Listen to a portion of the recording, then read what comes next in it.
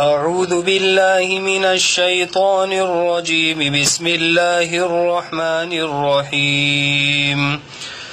أقم الصلاة لدلوك الشمس إلى غسق الليل وقرآن الفجر إن قرآن الفجر كان مشهودا ومن الليل فتهجد به نافلة لك عسى أن يبعثك ربك مقاما محمودا وقل رب أدخلني مدخل صدق وأخرجني مخرج صدق واجعل لي من لدنك سلطانا نصيرا وقل جاء الحق وزهق الباطل إن الباطل كان زهوقا وننزل من القرآن ما هو شفاء ورحمة للمؤمنين ولا يزيد الظالمين إلا خسارا وإذا أنعمنا على الإنسان أعرض ونأى بجانبه وإذا مسه الشر كان يئوسا قل كل يعمل على شاكلته فربكم أعلم بمن هو أهدى سبيلا صدق الله العظيم.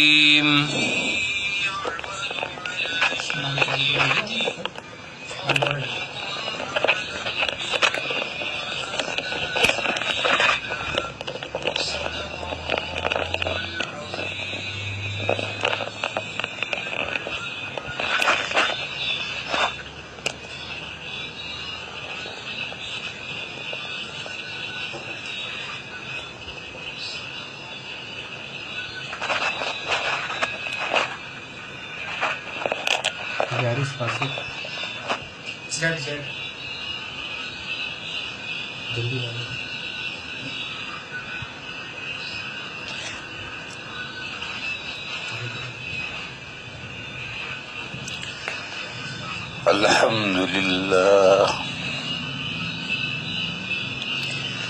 نحمده ونستعينه ونستغفره ونؤمن به ونتوكل عليه ونعوذ بالله من شرور أنفسنا ومن سيئات أعمالنا من يهده الله فلا مضل له ومن يضلله فلا هادي له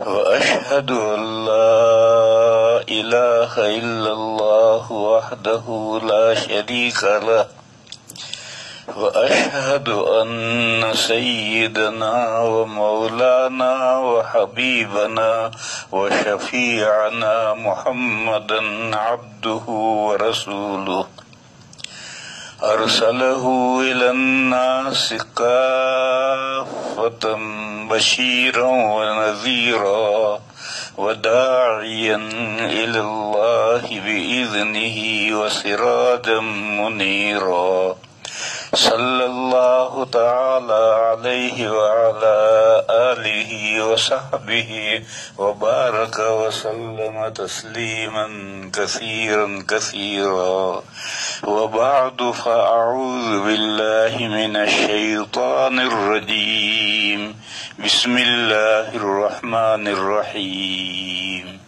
الحمد لله رب العالمين الرحمن الرحيم مالك يوم الدين إياك نعبد وإياك نستعين اهدنا الصراط المستقيم صراط الذين أنعمت عليهم غير المغضوب عليهم ولا الضالين آمین۔ بزرگوں اور بھائیوں،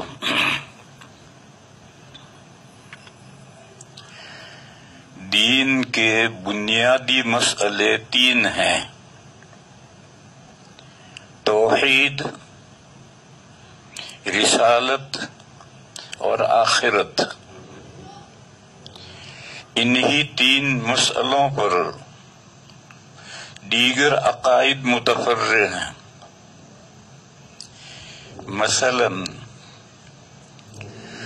توحید یعنی تمام کائنات کا معبود صرف ایک اللہ ہے، ان کے علاوہ کوئی معبود نہیں ہے، اور انہوں نے اپنے مکلف مخلوقات کی رہنمائی کے لیے رسالت کا سلسلہ قائم کیا ہے، اور رسولوں کے ذریعے سے انسانوں کو، جنات کو اپنی مرضی بتلائی ہے کہ میری بندگی اور میری عبادت اور میری فالوئنگ اس طرح کرو، اطاعت اس طرح کرو۔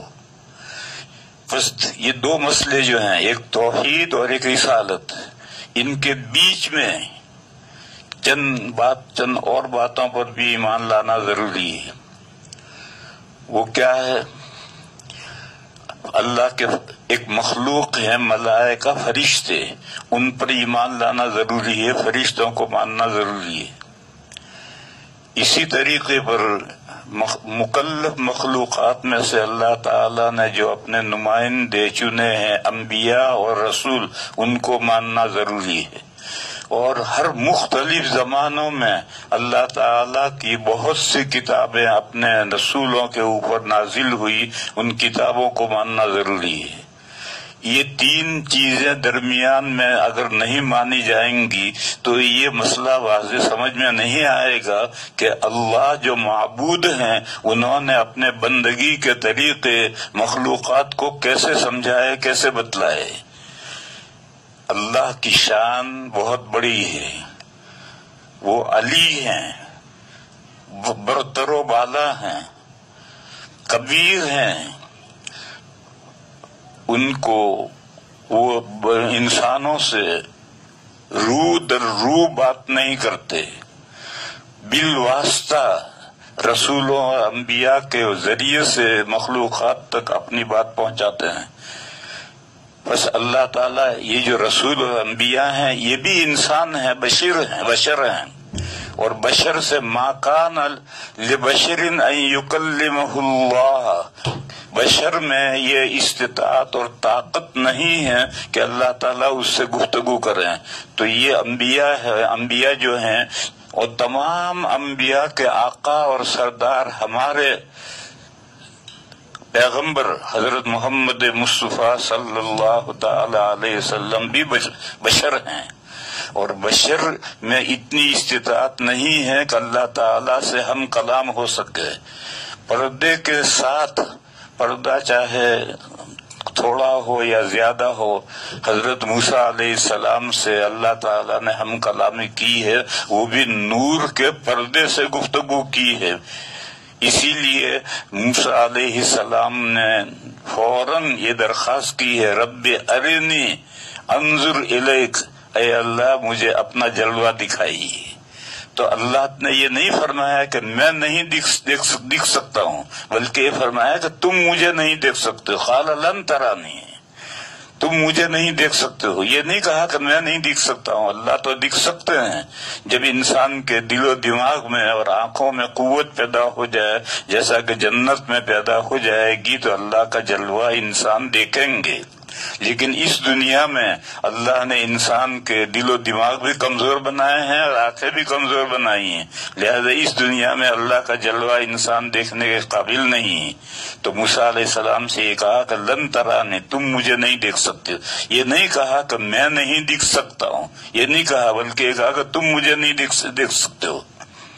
پھر حضرت کو مشاہدہ کروایا کہ تم تو کمزور مخلوق ہو، انسان ہو، دیکھو تم جس پہاڑ پر ہو اس پہاڑ کے سامنے دوسرا پہاڑ تمہیں نظر آ رہا ہے، یہ پہاڑ تم سے زیادہ طاقتور مخلوق ہے، میں اپنا جلوہ اس پر ڈالتا ہوں، دیکھو اگر وہ پہاڑ میرا جلوہ برداشت کر سکے تو تم بھی مجھے دیکھ لو گے، اور اگر وہ برداشت نہ کر سکے تو تم کہاں سے برداشت دیکھو گے۔ فلما تجلی ربہ للجبل، پھر جب اللہ نے اپنی تجلی فرمائی پہاڑ پر تو پہاڑ ریزہ ریزہ اور پاش پاش ہو گیا، اور موسیٰ علیہ السلام بے ہوش ہو کر گر پڑے، یعنی اللہ کا جلوہ نہیں دیکھ سکے۔ پہاڑ تو پاش پاش اور ریزہ ریزہ ہو گیا، لیکن موسیٰ علیہ السلام بے ہوش ہو گئے، بھائی اتنا ہی اثر ہوا۔ بہرحال انسان اللہ تعالی سے براہ راست ہم کلام نہیں ہو سکتا ہے، پردہ رہتا ہے بیچ میں، چاہے وہ پردہ ہلکا ہو چاہے بھاری ہو۔ ہلکا پردہ تو یہ موسیٰ علیہ السلام سے جو اللہ نے ہم کلامی کی تھی وہ نور کے پردے میں کی تھی، اور وہ نور آگ کی صورت میں، درخت پر آگ کی صورت میں نظر آ رہی تھی، وہ اللہ نہیں، وہ جو نظر آ رہی تھی آگ کی صورت نظر آ رہی تھی وہ اللہ نہیں تھے، وہ پردہ تھا۔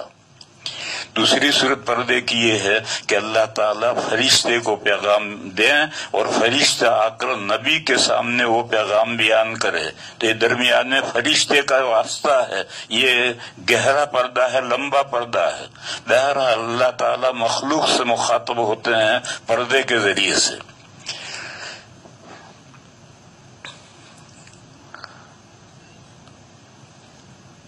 تو اب یہ تین فرعی عقیدے ہوئے، اللہ کے فرشتوں کو ماننا، اللہ کے رسولوں کو ماننا، اللہ کی کتابوں کو ماننا۔ اسی لیے حدیث جبرائیل میں جو نبی پاک صلی اللہ علیہ وسلم نے 7 عقیدے بتائے ہیں، ان 7 عقیدوں میں یہ 3 عقیدے بھی بتائے ہیں۔ تو یہ فرعی عقیدے ہیں، یہ بنیادی عقیدے نہیں ہیں۔ بنیادی عقیدے تو توحید اور رسالت ہیں، اور توحید اور رسالت کے درمیان میں یہ عقیدے ہیں۔ پھر انسان نے زندگی گزاری، زندگی گزار کر کے اس دنیا میں مر گیا، مر کر کے قبر میں چلا گیا، روح برزخ میں چلی گئی، عالم قبر میں چلی گئی۔ پھر اس کے بعد میں آخرت ہے، اس آخرت کا عقیدہ بنیادی عقیدہ ہے۔ رسالت کے بعد آخرت کا عقیدہ بنیادی ہے، بیچ میں 3 عقیدے فرعی ہیں۔ ایک عقیدہ تو یہ ہے کہ یہ جو ہماری دنیا ڈے ٹو ڈے چل رہی ہے، اس کا ایک لاسٹ ڈے آنے والا ہے، اس کا نام قرآن و حدیث میں اس کا نام ہے الیوم الآخر، آخر پچھلا دن، آخری دن، لاسٹ ڈے آئے گا۔ جب اس دنیا کا لاسٹ ڈے آئے گا تبھی تو دوسری دنیا آخرت شروع ہوگی، تو اس لیے الیوم الآخر کو ماننا ضروری ہے۔ اچھا، یوم الآخر لاسٹ ڈے آ گیا، پھر کیا؟ پھر اس کے بعد جتنے لوگ مر کر کے اس دنیا میں قبر میں چلے گئے ہیں، ان کو دوبارہ نئی زندگی ملے گی، بعث بعد الموت، مرنے کے بعد دوبارہ زندہ ہونا ہے، اس عقیدے کو ماننا بھی ضروری۔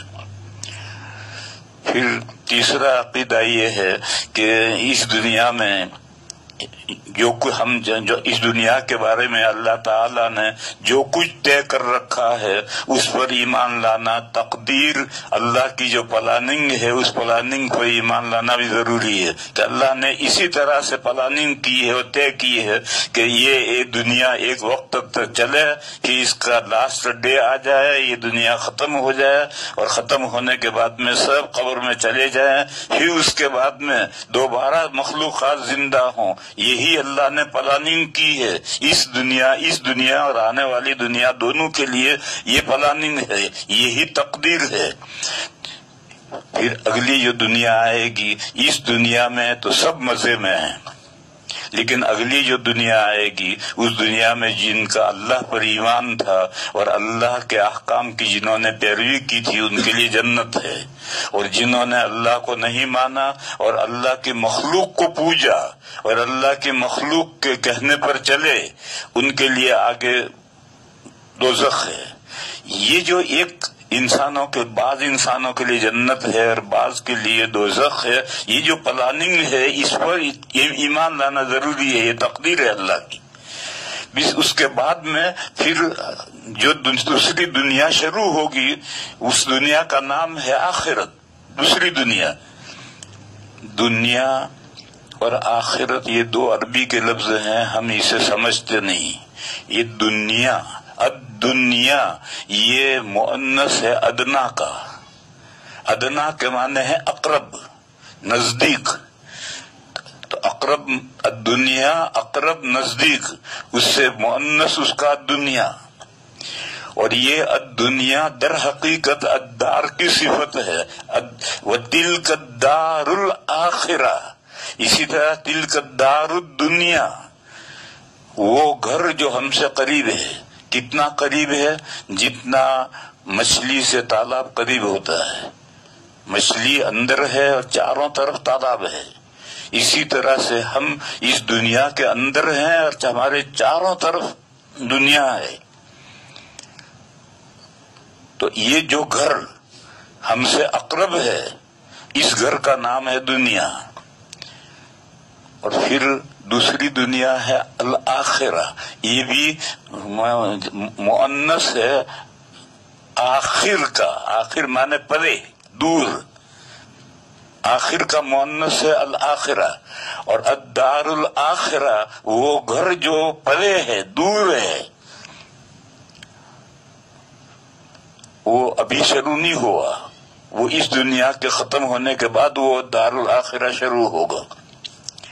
بہرحال یہ دو دنیا کی اللہ کی پلاننگ یہ ہے کہ یہ دنیا جب تک اللہ تعالیٰ چاہیں گے چلتی رہے گی، جب اللہ چاہیں گے یہ ختم ہوگی، اور ختم ہونے کے بعد دوسری دنیا شروع ہوگی، اور وہ دوسری دنیا جو شروع ہوگی وہ تا ابد چلتی رہے گی، وہ پھر کبھی ختم نہیں ہوگی۔ یہ تقدیر ہے، اس کو ماننا ضروری ہے۔ تو یہ تین عقیدے، الیوم الآخر، ہماری اس دنیا کا لاسٹ ڈے آئے گا، پھر اس الیوم الآخر کے اندر بعث بعد الموت، جو مرے ہوئی مخلوقات ہیں ساری مخلوقات دوبارہ زندہ ہوں گے، انسان اور جنات ہی نہیں بلکہ جتنے حیوانات، چرند پرند ہیں، یہ سب دوبارہ زندہ ہوں گے۔ اور پھر یہ جو دو دنیا کی پلاننگ ہے، اس پلاننگ کے مطابق یہ زمانہ چلے گا۔ یہ تین عقیدے، ایک تو اس دنیا کا آخری دن آنا ہے، پھر اس آخری دن کے اندر پھر دوبارہ زندہ ہونا ہے، پھر اس کے بعد میں دوسری دنیا شروع ہونی ہے، روح ہمیشہ چلتی رہے گی۔ یہ تین عقیدے بیچ میں ماننے ضروری ہیں، رسالت اور آخرت کے بیچ میں۔ تو تین یہ اور تین یہ، 6، اور توحید اور رسالت 7 8 عقیدے، یہی عقیدے ایمان مفصل میں بھی لیے گئے ہیں اور ایمان مجمل بھی لیے گئے ہیں۔ تو میرے دوستوں اور بزرگوں، میں سمجھا یہ رہا تھا کہ دین نام ہے عقائد و اعمال کا، یہ عقیدے اور یہ عمل، اور یہ عقائد و اعمال کا مجموعہ، اس کی مثال ایسی، ایک درخت ہے، شاداب تناور درخت ہے، اس کا ایک اصل ہے، اس کا تنا ہے، تھڑ ہے، اس تھڑ کے اوپر بڑی شاخیں ہیں، پھر بڑی شاخوں میں سے چھوٹی شاخیں نکلتی ہیں، چھوٹی شاخوں میں سے پھر پتے نکلتے ہیں، پھول نکلتے ہیں، پھل نکلتے ہیں۔ درخت نام ان تمام شاخوں کا اور تنے کا مجموعے کا نام ہے۔ تو یہ عقائد جو ہیں یہ بمنزل تنے کے ہیں، اور اس عقیدوں پر یہ اعمال شاخیں پھیلتی ہیں۔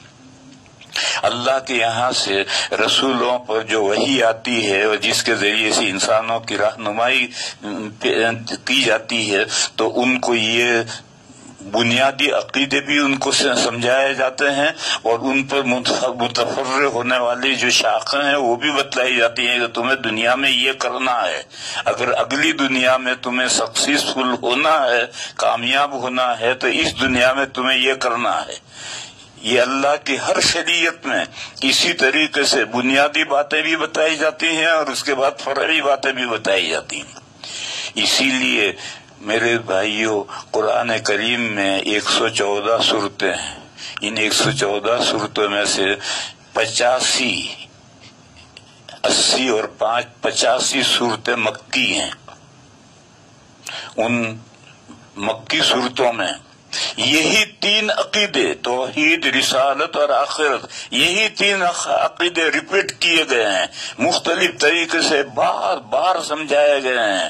بلکہ قرآن کے آخر میں جو چھوٹی چھوٹی صورتیں ہیں ان میں تو آخرت کا عقیدہ بار بار بیان کیا گیا ہے۔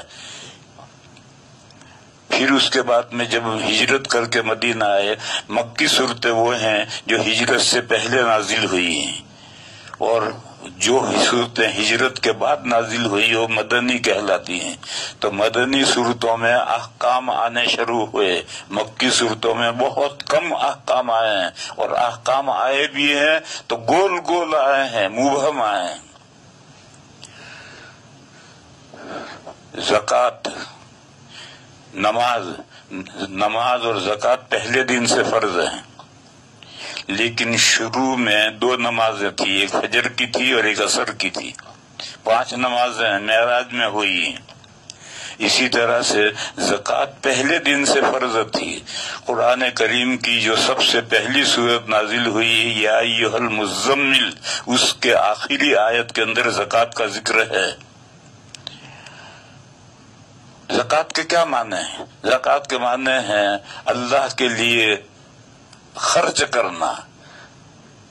کس پر خرچ کرنا، کتنا خرچ کرنا، اس کی کوئی تفصیل نازل نہیں ہوئی تھی۔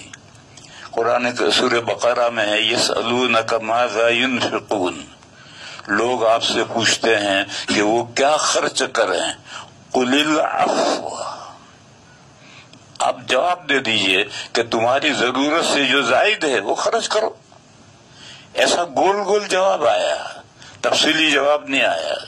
ایک دوسری آیت میں بتایا کہ کن پر خرچ کریں، تو بتلایا کہ تمہارے ماں باپ پر خرچ کرو، رشتہ داروں پر خرچ کرو، یتیموں پر خرچ کرو، مسافروں پر خرچ کرو۔ خرچ کرنے کی جگہ تو تفصیل سے بتلائی، لیکن کتنا مال، کتنے مقدار خرچ کی جائے یہ نہیں بتایا، گول بتلایا۔ پھر جب وقت آیا ہجرت کے بعد میں سن 2 ہجری میں زکوٰۃ کی سب تفصیلات نازل ہوئی۔ بہرحال مکی صورتوں میں عقیدے بار بار پھیرے گئے ہیں اور ریپیٹ کیے گئے ہیں، اور بار بار مختلف انداز سے وہ عقیدے بیان کیے گئے ہیں، اور اس انداز سے بیان کیے ہیں کہ آدمی کو کہیں تکرار نہیں محسوس ہوگی۔ 30ویں پارے کی جو چھوٹی چھوٹی صورتیں ہیں، تقریباً سبھی صورتوں میں معاد آخرت کا عقیدہ ہے، مگر تم پڑھو تکرار کہیں نہیں معلوم ہوگی۔ ایک نیا انداز ہے، اور نئے انداز سے ایک ہی مسئلہ بار بار نئے انداز سے سمجھایا جاتا ہے۔ میرے بھائیوں، مجھے کہنا یہ ہے کہ یہ جو قرآن کریم کی پہلی سورت ہے، جو فاتحۃ الکتاب ہے، قرآن کریم کا دیباچہ ہے، جو ام الکتاب ہے، قرآن کریم کی بنیاد ہے اور اصل ہے اور ماں ہے، اس میں یہی 3 بنیادی عقیدے بتائے گئے ہیں، توحید، رسالت اور آخرت۔ اور پھر یہی 3 عقیدے اور پھر ان سے لگتے جو احکام ہیں یہ سارے قرآن کریم میں پھیلائے گئے ہیں۔ پس قرآن کریم کو ان سورہ فاتحہ کی تفسیر کہو یا قرآن کریم کے مضامین کو سورہ فاتحہ کی طرف لوٹاؤ، ایک ہی بات ہے۔ سب سے پہلا عقیدہ ہے توحید۔ توحید 2 ہیں، ایک توحید الوہیت ہے اور ایک توحید ربوبیت ہے۔ کچھ لوگوں کو یہ اشکال ہوتا ہے کہ یہ 2 توحیدیں کہاں سے آ گئی؟ در حقیقت توحید ایک ہی ہے، توحید الوہیت ہے، اور توحید ربوبیت توحید الوہیت کی دلیل ہے کہ معبود صرف ایک کیوں ہے؟ اس لیے ایک معبود ہے کہ ساری کائنات کوئی رب اور پروردگار ایک ہی ہے، بس جو رب ہے وہی معبود ہے، دوسرا معبود کہاں سے ہو جائے گا؟ تو الحمدللہ میں توحید الوہیت ہے اور رب العالمین الحمدللہ کی دلیل ہے۔ توحید الوہیت اس میں ہے اور توحید ربوبیت توحید الوہیت کی دلیل ہے۔ الحمدللہ رب العالمین. اتنی ایک آیت میں توحید الوہیت دلیل کے ساتھ بیان کی گئی ہے کہ معبود صرف ایک ہے، اور اس لیے وہ ایک ہی معبود اس لیے ہے کہ وہی رب ہے، ان کے علاوہ کوئی رب نہیں. رب کسے کہتے ہیں؟ رب اسے کہتے ہیں جس میں تین باتیں پائی جائیں، وہ رب ہے. ہم ترجمہ تو کر دیتے ہیں پروردگار، پالنہار، ترجمہ تو کر دیتے ہیں، لیکن سمجھتے کچھ نہیں. ایسا ہی ہے جیسا کہ ایک دوسرے سے ملتے ہیں، مصافحہ کرتے ہیں، پوچھتے ہیں مزاج شریف، تو وہ کہتا ہے الحمدللہ، یا کہتا ہے نزلہ ہو رہا، بخار آ رہا، کورونا ہو رہا. اور دونوں سے پوچھو کہ مزاج کس پرندے کا نام ہے، تو نہ یہ جانے کہ مزاج کیا چیز ہے، جانتا کوئی نہیں. اسی طریقے پر ہم پروردگار، پالنہار ترجمے تو کر دیتے ہیں، لیکن اس کا مفہوم نہیں سمجھتے کہ کیا مفہوم ہے. اس لیے سمجھو تین چیزیں، رب ہونے کے لیے تین چیزیں ضروری ہیں. جس ہستی میں یہ تین باتیں پائی جائیں گی وہی رب ہے، اس کے علاوہ کوئی رب نہیں ہو سکتا. پہلی چیز تو ہے نتھنگ کو تھنک کرے، نیست کو ہست کرے، کسی چیز کو عدم سے وجود میں لائے. سب سے پہلی شرط یہ ہے. اور جو نتھنگ کو تھنک نہیں کر سکتا، نیست کو ہست نہیں کر سکتا، وہ معبود نہیں ہو سکتا. وہ ایک ہی ہستی ہے جس نے نتھنگ کو تھنک کیا. قرآن کریم میں ہے هل أتى على الإنسان حين من الدهر لم يكن شيئا مذكورا. بالتحقیق انسان پر ایک لمبا زمانہ گزر چکا ہے کہ وہ اس کا کائنات میں کوئی تذکرہ ہی نہیں تھا. هل أتى على الإنسان حين من الدهر لم يكن شيئا مذكورا. یہ تو جب آدم علیہ السلام کے پیدائش کا وقت آیا اور اللہ نے فرشتوں کے سامنے یہ بات ڈکلیئر کی کہ میں زمین میں اپنا خلیفہ بنانے جا رہا ہوں، تب انسان کا تذکرہ کائنات میں شروع ہوا. اس سے پہلے کتنا زمانہ گزر چکا ہے، اللہ بہتر جانتے ہیں کتنا زمانہ گزر چکا ہے. انسان کا کوئی ذکر تھا ہی نہیں. تو جیسے انسان معدوم تھا، تذکرہ بھی نہیں تھا، کوئی جانتا بھی نہیں تھا کہ یہ بھی کوئی مخلوق ہے. پھر جب وقت آیا تو اللہ نے انسان کو نیست سے ہست کیا، آدم علیہ السلام کو پیدا کیا. آدم علیہ السلام وجود میں آ گئے، تب ان کے ذریعے سے ان کی قیامت تک کی اولاد کا تذکرہ شروع ہو گیا. تو رب ہونے کے لیے ایک ضروری ہے کہ کسی چیز کو عدم سے وجود میں لائے، نیست سے ہست کرے. دوسری شرط یہ ہے کہ جس چیز کو عدم سے وجود میں لایا ہے اس کے بقا کا سامان کرے.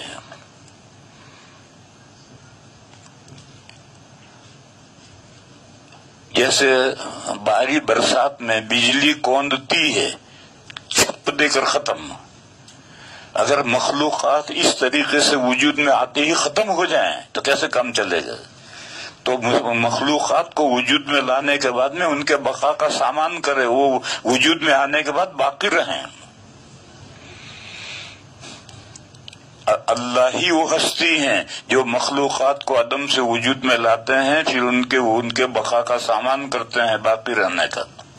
پھر تیسری چیز یہ ہے کہ اس کی ضروریات زندگی باقی رہنے کے بعد میں، جب وہ باقی ہے تو وہ تو زندہ ہے، تو اس کے زندگی کی جو ضروریات ہیں اس کا سامان کرے، مہیا کرے. یہ تین چیزیں جس کے اندر پائی جائیں وہ رب ہے، اس کے علاوہ کوئی رب نہیں. اس مثال کو ذرا سمجھو. ہم انسانوں کے ذریعے سے اس کو سمجھتے ہیں. ایک لڑکا ہے، ایک لڑکی ہے، دونوں شادی نہیں ہوئی ہے، دونوں الگ الگ ہیں، ان کی اولاد کا کوئی تذکرہ نہیں.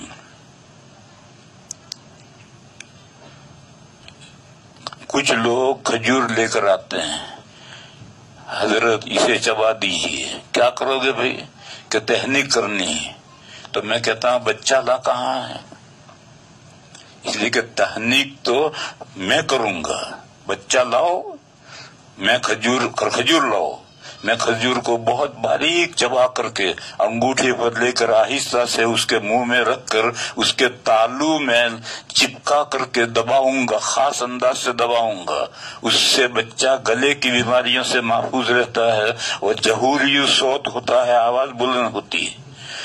نبی پاک صلی اللہ علیہ وسلم کے زمانے میں جب بچہ کوئی پیدا ہوتا تھا تو وہ حضور کی خدمت میں لایا جاتا تھا اور کھجور بھی ساتھ میں لے کر آتا تھا، اور بالکل پیدا ہوتے ہی فوراً ابھی کوئی چیز اس نے کھانا پینا شروع کیا اس سے پہلے لاتے تھے اور حضور تحنیک کرتے تھے۔ تو میں کہتا ہوں کہ بھئی بچہ کہاں ہے؟ کہنے لگے وہ بچہ تو ابھی نہیں ہوا، شادی نہیں ہوئی، ابھی تو شادی بھی نہیں ہوئی اور تحنیک کرانے کے لیے کھجور لے کر کے آ رہا ہے۔ یہ جو لوگوں میں جو چلا ہوا ہے، یہ کھجور چبا کر کے شادی سے بھی پہلے کھجور چبا کر فریج میں رکھ لیتے ہیں کہ بچہ پیدا ہوگا تو تھوڑا تھوڑا اس کو کھلائیں گے، یہ تحنیک نہیں ہے، یہ تحنیک کے نام سے دھوکہ چل ہو رہا ہے۔ اس کو تبرک تو تم کہہ سکتے ہو کہ یہ تبرک کسی بزرگ کا چبایا ہوا ہے، تھوڑا تھوڑا تبرکن کھلایا، تبرک کو کوئی حرج نہیں، لیکن تحنیک اسے مت دو، نام دو، تحنیک تو اس کے علاوہ چیز ہے۔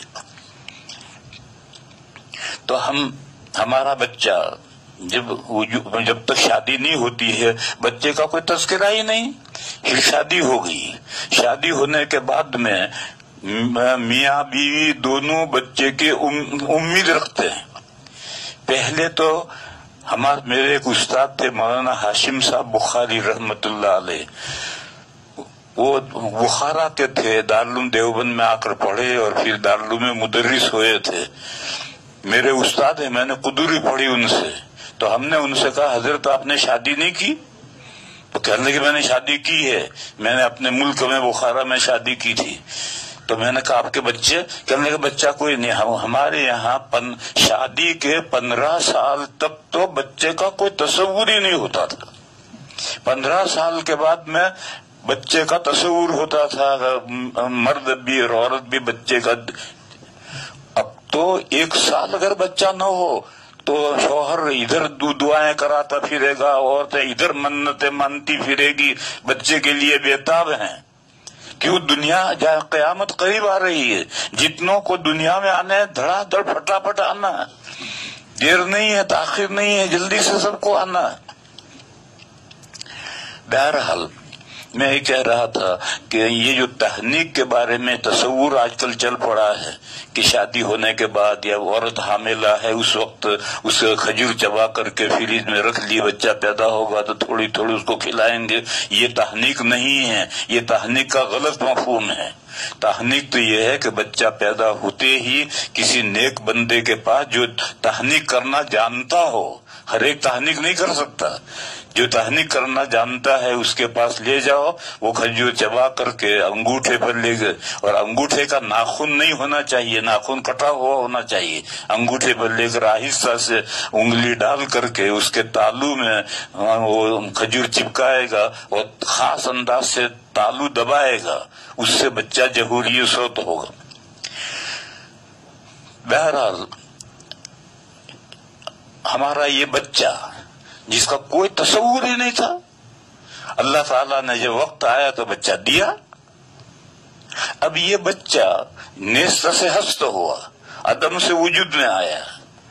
اب اگر یہ بچہ عدم سے وجود میں آنے کے بعد میں اس کی بقا کا سامان اللہ تعالیٰ نہ کرے تو یہ بچہ کیسے زندہ رہے گا؟ تو جب سے یہ عدم سے وجود میں آیا، کب سے آیا؟ لوگ یہ سمجھتے ہیں کہ جب ماں نے بچہ جنا اب یہ عدم سے وجود میں آیا، یہ غلط ہے۔ بچہ تو ماں کے پیٹ میں 4 مہینے پہلے عدم سے وجود میں آیا۔ جب حمل پر 5 مہینے گزر جاتے ہیں اور باڈی کمپلیٹ ہو جاتی ہے تو اللہ تعالیٰ ایک بخاری شریف کی حدیث ہے، اللہ تعالیٰ ایک فرشتے کو حکم دیتے ہیں اور وہ فرشتہ عالم ارواح میں سے وہ روح لا کر جس کے لیے یہ باڈی تیار ہوئی ہے وہ روح لا کر اس میں ڈال دیتا ہے، تو ماں کے پیٹ میں بچہ زندہ ہو جاتا ہے۔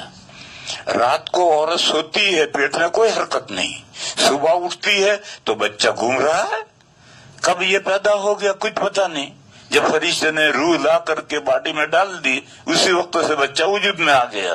تو نیست سے ہست ہوتا ہے ماں کے پیٹ میں۔ اب ماں کے پیٹ میں جب نیست سے ہست ہو گیا، اب اس کو 4 مہینے آرکیوویٹر میں رکھنا ہے۔ یہ جو ماں کا پیٹ ہے اس کا جو ماحول ہے وہ ماحول ایک خاص ماحول ہے، اس ماحول میں بچہ پر زندہ رہ سکتا ہے، اگر اسی وقت دنیا میں آ جائے تو مر جائے گا۔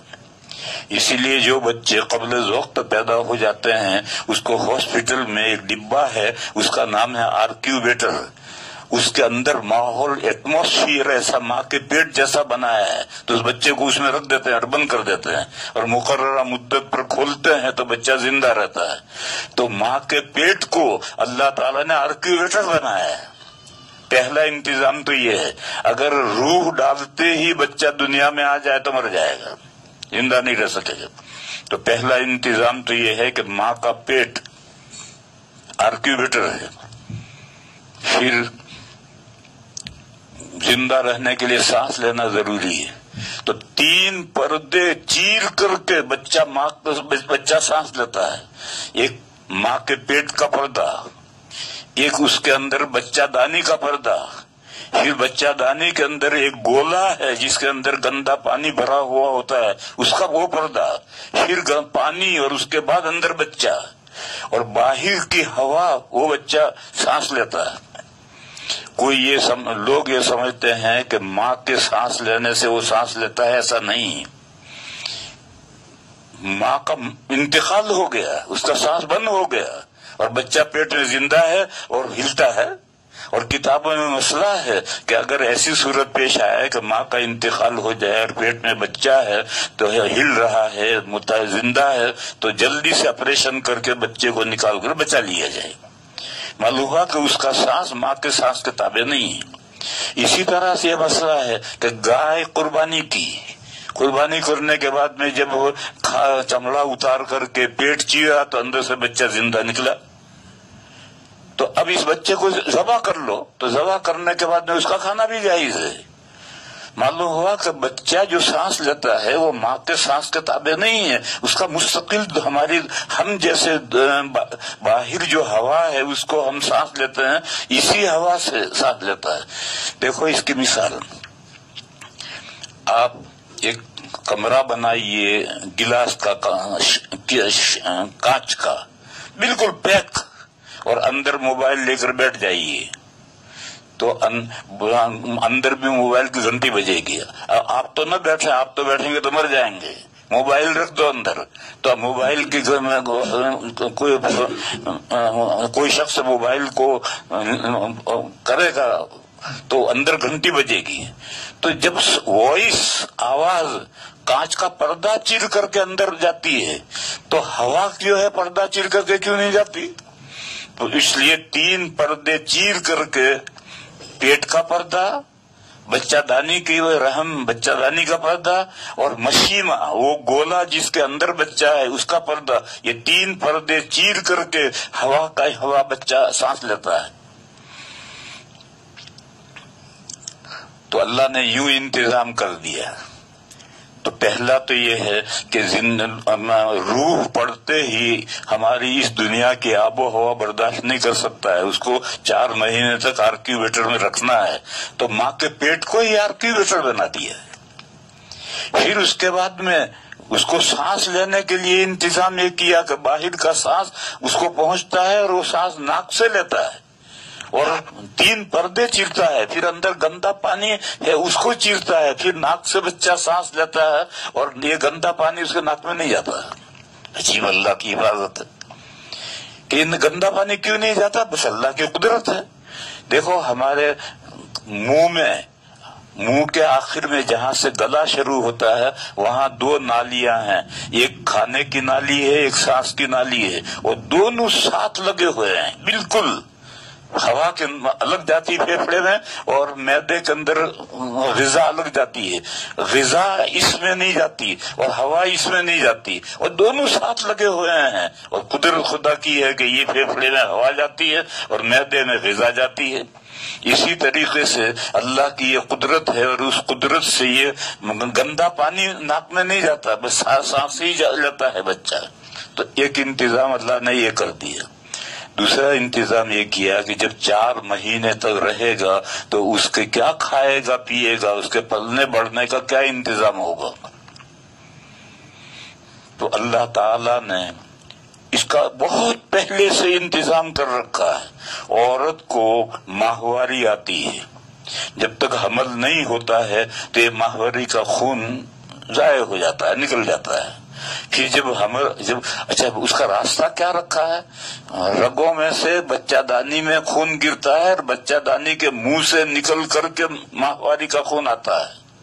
جب حمل ٹھہرتا ہے اور بچہ دانی بند ہو گئی تو پیچھے جو خون آتا تھا وہ اب بچہ دانی میں نہیں گرے گا، وہ رگوں میں رکا رہے گا۔ حاملہ عورت کو بھی ہر مہینے ماہواری آتی ہے اور وہ خون رگوں میں رکا رہتا ہے۔ پھر جب بچے میں 5 مہینے کے بعد میں روح پڑ گئی تو پھر اب وہ رگوں میں سے وہ خون بچہ دانے میں ٹپکتا ہے، اور یہ جو گولا ہے جس گولے کے اندر بچہ ہے، یہ گولا اس خون کو چوستا ہے اور چوس کر کے ریفائن کرتا ہے، اور باریک باریک رفوں سے ریفائن ہو کر کے سارا جمع ہو کر کے ناف کے راستے سے بچے کے پیٹ میں پہنچتا ہے، اور اس خون کے ذریعے سے بچہ 4 مہینے تک پرورش پاتا ہے۔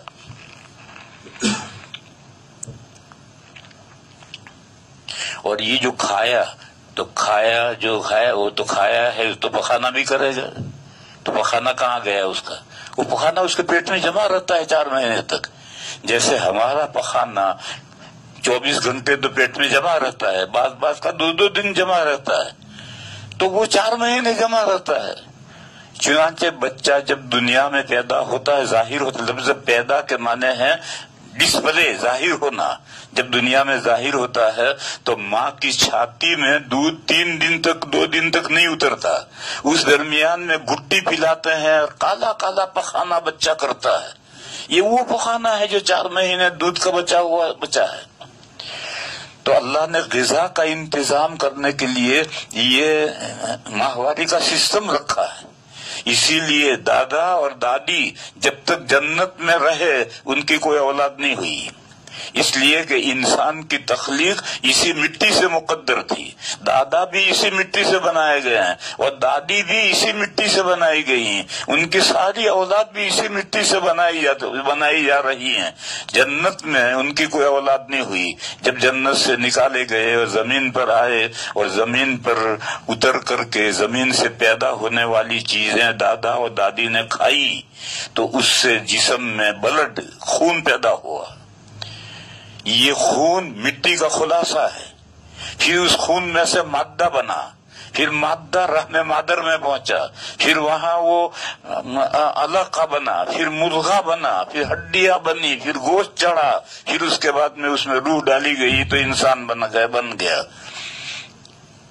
بہرحال انسان کی تقدیر، انسان کی پیدائش مٹی سے مقدر تھی، اور جنت میں یہ مٹی نہیں ہے، دوسری مٹی تو ہے وہاں کی لیکن یہ مٹی نہیں ہے۔ لہذا دادا دادی جنت میں رہے، کتنے دن رہے اللہ جانے، کتنے دن رہے، ہزاروں سال رہے، سینکڑوں سال رہے، اس درمیان میں ان کی کوئی اولاد نہیں ہوئی۔ میاں بیوی میں جو مقاربت ہوتی ہے وہ وہاں بھی ہوتی ہے، جنتی جنت میں جائیں گے تو وہاں یہ سلسلہ رہے گا، تو دادا دادی میں بھی یہ سلسلہ تھا لیکن اولاد نہیں ہوئی، اس لیے کہ اولاد تو اس مٹی سے پیدا کرنا مقدر ہے، اور دادا بھی اسی مٹی سے پیدا ہوئے ہیں، دادی بھی اسی مٹی سے پیدا ہوئے ہیں۔ اور یہ جو کہتے ہیں کہ دادا کی پسلی سے دادی پیدا کی گئی، یہ بائبل کا تصور ہے جو تفسیروں کے اندر آیا ہے، صحیح روایات میں یہ مضمون نہیں ہے۔ بخاری شریف میں صرف ایک روایت ہے، حضور نے فرمایا عورتوں کے ساتھ اچھا برتاؤ کرو، اس لیے کہ عورتیں پسلی سے پیدا کی گئی ہیں، اور پسلیوں میں سب سے ٹیڑھی اوپر کی پسلی ہے، اگر تم اس کو سیدھا کرنا چاہو گے تو پسلی کبھی سیدھی نہیں ہو سکتی، ٹوٹ جائے گی، اور اس کا ٹوٹنا یہ کہ طلاق کی نوبت آ جائے گی۔ اور اگر تم اس کو ٹیڑھا رہنے دو گے اور اچھا برتاؤ کر کے اپنا کام نکالتے رہو گے تو نکلتا رہے گا۔ حافظ ابن حجر علیہ الرحمہ جو بخاری شریف کے سب سے پہلے شاعر ہیں، بڑے شاعر ہیں، انہوں نے کہا کہ اس حدیث میں نسوانی فطرت میں کجی کی تمثیل ہے، کہ عورتوں کی فطرت فطرت میں اللہ نے کجی رکھی ہے، اس کجی کو حضور نے پسلی کی مثال سے سمجھایا ہے۔ اور یہ جو لوگوں میں، عام لوگوں کے اندر تفسیروں میں سے مضمون آیا ہے، یہ در حقیقت بائبل میں سے آیا ہے۔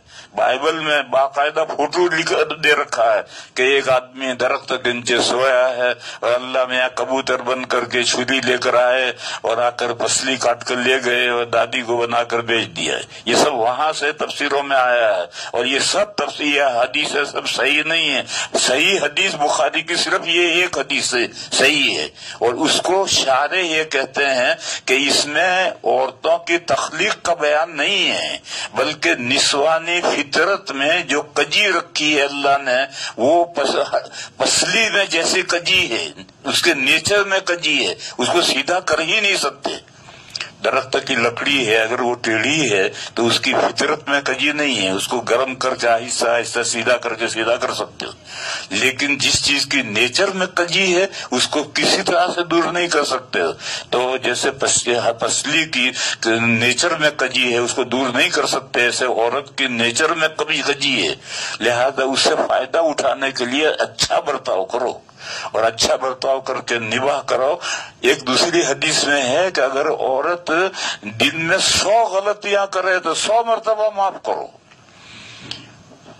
اس کے بغیر کام نہیں چلے گا۔ بہرحال میں کہہ یہ رہا تھا کہ اللہ تعالی نے بچے کے غذا کے لیے، ضرورت کے لیے یہ سسٹم رکھا۔ جب تک دیکھو یہ جو ماہواری کا خون ہے، اس کو قرآن نے کہا اذا، گندگی، اور جنت گندگی کا محل نہیں، لہذا دادی جب تک جنت میں رہی ان کو ماہواری نہیں آتی تھی، اور جب ماہواری نہیں آتی تھی تو بچہ کہاں سے ہوگا؟ یہ تو یہ زمین پر آنے کے بعد میں ماہواری بھی شروع ہوئی اور اس کے بعد اولاد بھی، بچے پیدا ہونا بھی شروع ہوئے۔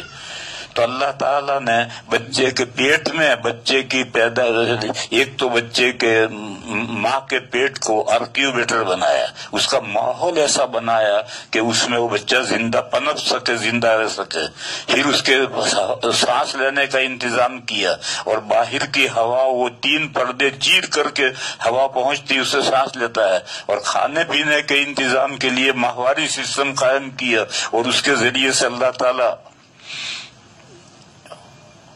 اس کی پرورش کرتے ہیں۔ پھر اس کے بعد بچہ دنیا میں آیا، کہتے بچہ پیدا ہوا، پیدا فارسی لفظ ہے، پیدا کے معنی ہے نمودار، ظاہر ہوا، یعنی عدم سے وجود میں ابھی نہیں آیا، وہ تو 4 مہینے پہلے عدم سے وجود میں تو آ گیا ہے، ابھی تو یہ ظاہر ہوا دنیا میں، نمودار ہوا۔ اب اللہ تعالیٰ نے 3 انتظام کیے اس کے دنیا میں، اگر وہ 3 انتظام نہ کرتے تو بچہ دنیا میں زندہ نہیں رہ سکتا تھا۔ ایک تو سانس لینے کے لیے ہوا چاہیے، وہ ہوا اللہ نے آلریڈی ساری کائنات ہوا سے بھر رکھی ہے، ہم سب اسی ہوا کے ذریعے سے سانس لے کر زندہ رہتا ہے، بچہ بھی نکل دنیا میں آ کر سانس لیتا ہے، تو سانس ہوا کا انتظام تو پہلے سے ہے۔ دوسرا، ابھی اس کا معدہ اس قابل نہیں ہے کہ وہ دنیا کی غذا ہضم کر سکے، تو اس لیے بچہ بغیر دانت کے آتا ہے۔ بھینس کا بچہ دانت لے کر آتا ہے، اور رات میں بچہ پیدا ہوتا ہے، اور صبح جب اس کی ماں کو گھاس ڈالتے ہیں تو بچہ بھی چگتا ہے۔ اگر اسی طرح سے انسان کا بچہ بھی دانت لے کر آئے تو ماں ہی بھاگ گئی کہ بھوت آ گیا، تو ان کا بچہ نہیں آتا، کیوں؟ اس کو بیچارے کو کوئی اٹھانے والا نہیں ہے۔ پھر اللہ تعالیٰ نے جتنے بچے ہوتے ہیں ان بچوں کے اعتبار سے تھن رکھے ہیں. بھینس کے 4 تھن رکھے ہیں، 2 مالک کے ہیں، 2 بچے کے ہیں. اس سے کم شروع میں دودھ نہیں پلانا چاہیے. پھر کچھ دنوں کے بعد، مہینے 2 مہینے کے بعد میں 1 تھن پلاؤ اور کوئی حرج نہیں، لیکن شروع میں 2 تھن اس کے ہیں، 1 تھن 2 تھن آپ کے ہیں. بہرحال یہ جو نظام ہے کہ بچہ بغیر دانت کے پیدا ہوتا ہے اور پیدا ہونے کے بعد میں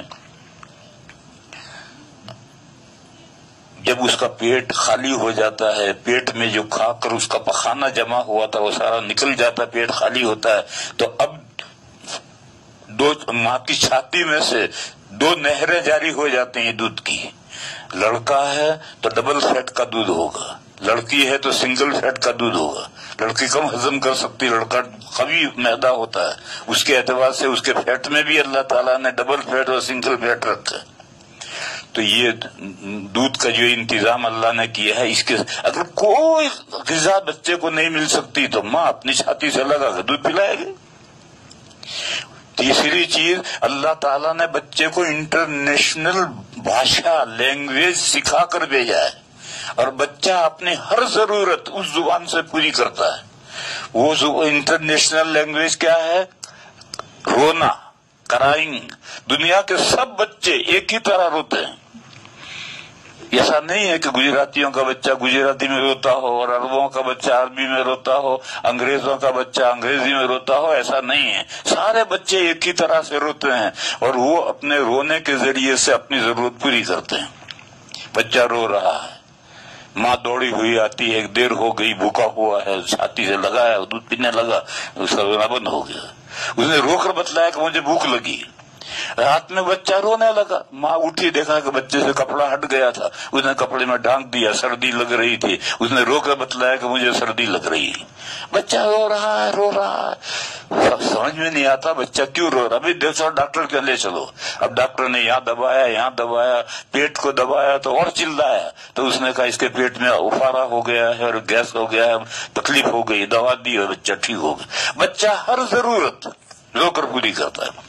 دیکھو رونا 2 طرح کا ہے، ایک حقیقی رونا ہے، ایک بناوٹی رونا ہے. یہ جو بناوٹی رونا ہے یہ لینگویج ہے، اور یہ جو حقیقی رونا ہے جس میں آنسو نکلتے ہیں یہ رونا الگ ہے. یہ تو کوئی بھی روتا ہے، ہم بھی روتے ہیں، مرد بھی روتے ہیں، عورتیں بھی روتی ہیں، بلکہ عورتیں مردوں سے زیادہ روتی ہیں، بچے بھی روتے ہیں، بڑے بھی روتے ہیں.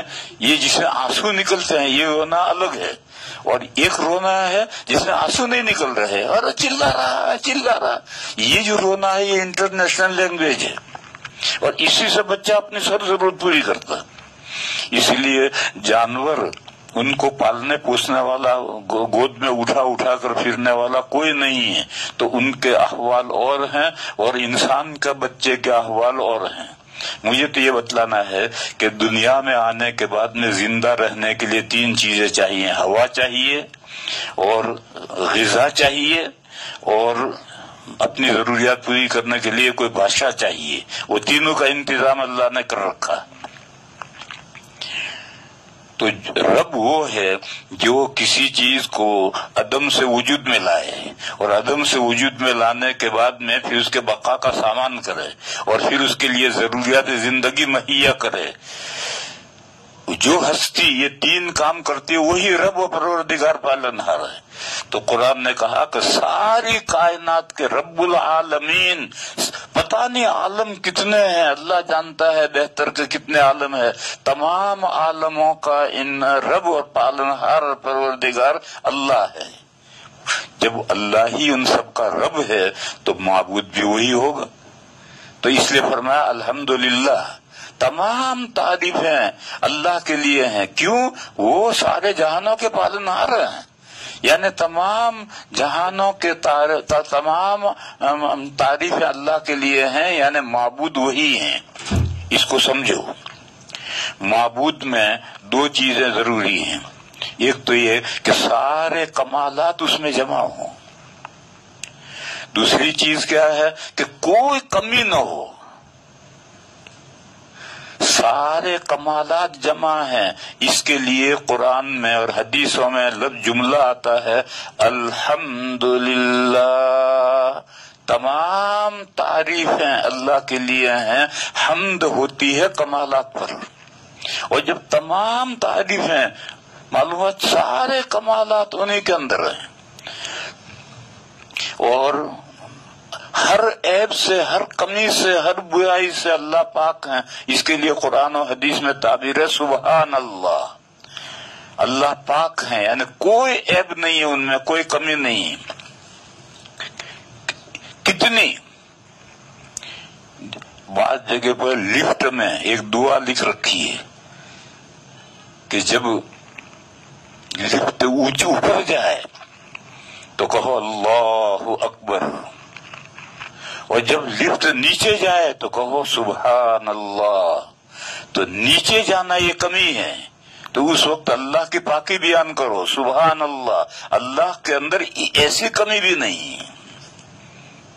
اور اوپر جانا یہ بڑائی ہے، تکبر ہے، اور انسان کو تکبر زیب نہیں دیتا۔ تو وہاں یاد کرو کہ بڑائی اللہ کے لیے ہے، اللہ کے علاوہ کے لیے کوئی بڑائی نہیں۔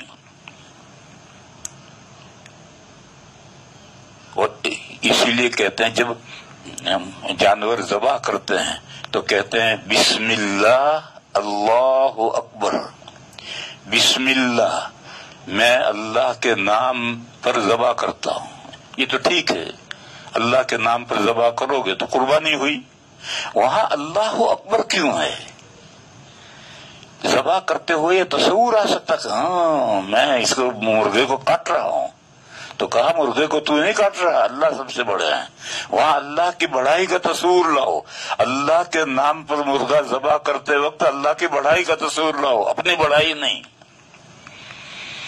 تو معلوم ہوا کہ عظمتیں اور بڑائیاں بھی ساری اللہ کے لیے ہیں، اور ہر کمی سے، ہر عیب سے اللہ تعالیٰ پاک ہے۔ تو قرآن کریم میں جہاں بھی الحمدللہ آئے تو اس میں توحید الوہیت ہے، اور جہاں بھی سبحان اللہ آئے تو اس میں بھی توحید الوہیت ہے۔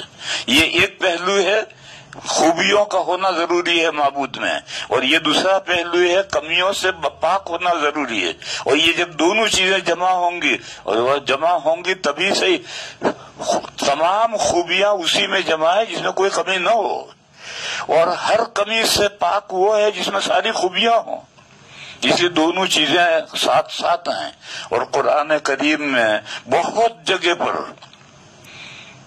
آدھا مضمون بیان کرتے ہیں، آدھا مضمون چھوڑ دیتے ہیں فہم سامع پر اعتماد کر کے۔ جیسے آج ہی ہمارے حافظوں نے ایک آیت پڑھی، قل اللہم مالک الملک، کہو اے اللہ ملک آپ کا ہے، مالک الملک، توتی الملک من تشاء، جس کو چاہیں آپ ملک دیں، وتنزع الملک ممن تشاء، جس سے چاہیں ملک لے لیں، وتعز من تشاء، جس کو عزت چاہیں عزت دیں، وتذل من تشاء، جس کو چاہیں ذلت دیں، بیدک الخیر، آپ کے ہاتھ میں خیر ہے۔ سوال ہے کہ شر کس کے ہاتھ میں ہے؟ شر بھی تو اللہ کے ہاتھ میں ہے، اس کا تذکرہ یہاں چھوڑ دیا، بیدک الخیر کہا، کیونکہ اوپر متقابلات آئے ہیں۔ تو جب متقابلات کے دونوں کے مالک اللہ ہیں تو خیر کا مقابل شر ہے، اس کا مالک بھی اللہ ہے۔ پھر آگے بھی متقابلت ہے، تولج اللیل فی النہار وتولج النہار فی اللیل وتخرج الحی من المیت وتخرج المیت من الحی، یہ آگے بھی متقابلات ہیں، ادھر بھی متقابلات ہیں۔ تو بیچ میں جو بیدک الخیر کہا ہے تو وہاں شر کا جز محذوف ہے۔ یہ ایک مثال ہے اس بات کی کہ قرآن کریم میں بہت جگہ پر متقابلات میں سے آدھا مضمون بیان کر کے آدھا فہم سامع پر اعتماد کر کے چھوڑ دیا جاتا ہے۔ تو یہاں بھی یہ آدھا بیان کیا گیا الحمدللہ، تو یہ اس کے ساتھ میں سبحان اللہ اس کے ساتھ لگے گا، سبحان اللہ تو اس کے ساتھ الحمدللہ اس کے ساتھ لگے گا، تمام تعریفیں جس کے اندر ہوں اور ہر عیب سے کمی سے جو پاک ہو وہی معبود ہوتا ہے۔ تو فرمایا الحمدللہ، تمام تعریفیں اللہ کے لیے ہیں، یعنی معبود وہی اکیلے ہیں، ان کے علاوہ کوئی معبود نہیں، کیونکہ دنیا میں تمام تعریفوں میں سب سے بڑی تعریف معبود ہونا ہے، اس سے بڑی کوئی تعریف نہیں ہے، سب سے بڑی تعریف معبود ہونا ہے۔ تعریفیں تو بہت ہیں، یہ اچھا انجینئر ہے، یہ اچھا آرکیٹیکٹ ہے، یہ اچھا راج کمار ہے، یہ اچھا یہ ہے، یہ اچھا یہ ہے، یہ اچھا کھانا پکانا جانتا ہے، یہ کپڑا سینا جانتا ہے، یہ ہے۔ ان سب سے اوپر یہ پیدا کرنے والا ہے اور دوسرا کوئی پیدا کرنے والا نہیں۔ پھر جب پیدا کرنے والا وہ ہے، پھر پالنے اور پوسنے والا بھی وہی ہے، اس کو کوئی پالنے پوسنے والا اور نہیں ہے۔ پر جب یہ ساری باتیں اس اللہ کے لیے ہیں تو معبود ہونا ہے، یعنی ورشپ ایبلٹی جس کے اندر ہو، پوجا کی صلاحیت ہو، وہ بھی اللہ ہی کے اندر ہے، ان کے علاوہ کوئی وردی اور ورشپ نہیں ہے، اللہ کے علاوہ عبادت کے لائق نہیں ہے۔ یہ پہلا مضمون بیان کیا، الحمدللہ تمام تعریفیں اللہ کے لیے ہیں، لہذا تمام تعریفیں اللہ کے لیے ہیں تو سب سے بڑی جو تعریف ہے معبود ہونا، یہ بھی اللہ ہی کے لیے ہے، اور دلیل اس کی یہ ہے کہ وہ سارے جہانوں کے پالنہار ہیں، اور جو پالنہار ہو اسی کی تو پوجا کرنی چاہیے، کسی اور کی کیسے کرنی چاہیے؟ تو یہ جو سورہ فاتحہ کی پہلی آیت ہے الحمدللہ رب العالمین، اس میں توحید الوہیت کا بیان ہے اور اس کی دلیل میں توحید ربوبیت کو بیان کیا گیا ہے۔ وآخر دعوانا ان الحمدللہ رب العالمین۔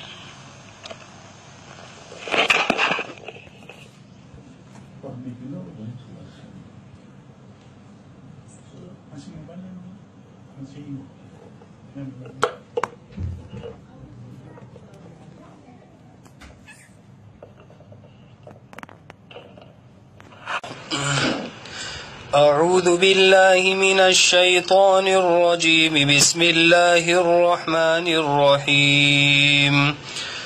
اقم الصلاة لدلوک الشمس الى غسق اللیل وقرآن الفجر ان قرآن الفجر كان مشهودا ومن الليل فتهجد به نافلة لك عسى أن يبعثك ربك مقاما محمودا